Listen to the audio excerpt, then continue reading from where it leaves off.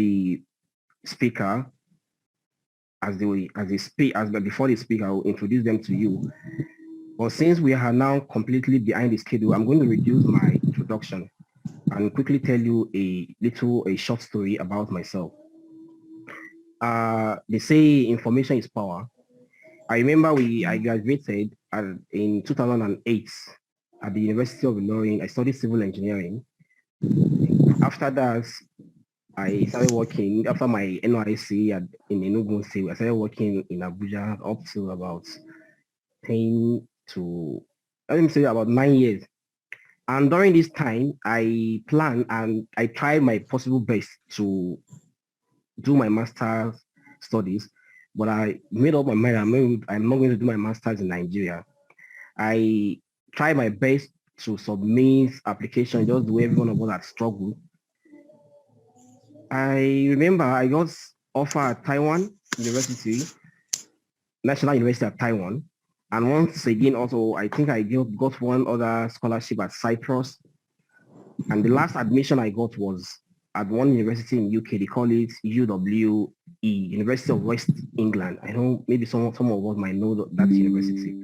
Well, the major challenge I had then was that I got the admission, but there was no scholarship.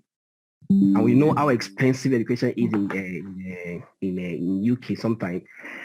I was looking for about $6,000 to pay if I can't get the scholarship. But after a few days that I tried to think about this, how do I raise the money?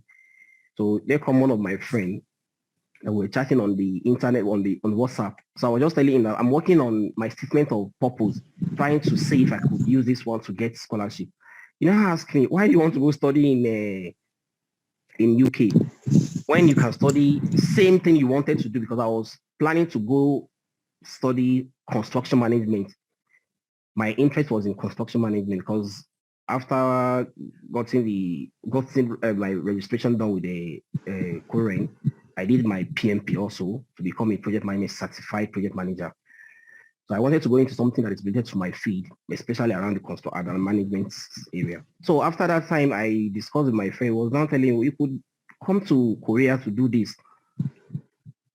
So just like play, like he said, let me see a professor on your behalf. And he saw the professor said, with your CV, come to my lab.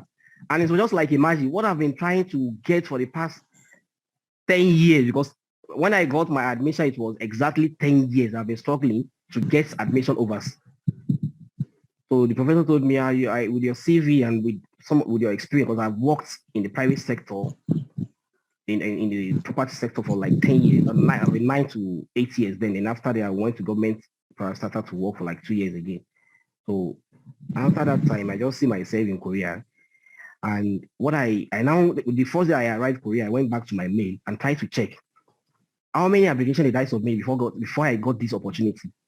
I got to see that they sent me regarding my admission to different countries was about 110 applications. If I had not gotten this brother that gave me the East information, then how would I be able to get this? And that's why I said information is power. So I would enjoin all the participants today to take notes and concentrate on all of this information we're going to be getting from our dear scholars, from their experience. We can put down every information and ask every question so we can also be successful. One of the ways that we can bring about our nation back to the right path is for us to have those that are learning, that can tell the politicians to stay out of the way. That is only the learning people that can bring about changes.